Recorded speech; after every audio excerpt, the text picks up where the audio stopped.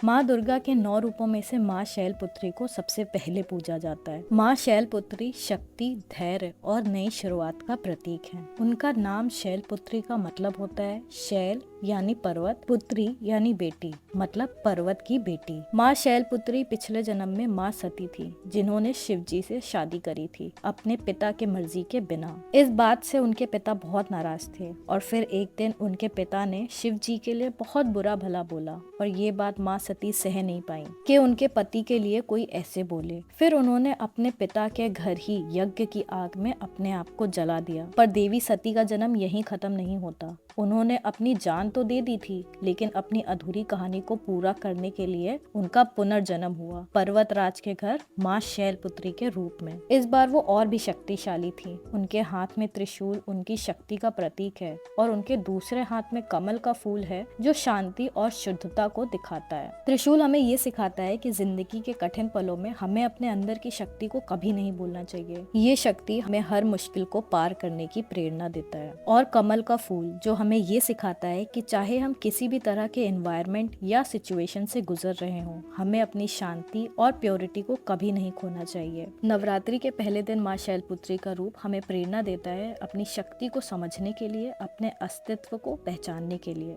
जय माँ शैलपुत्री।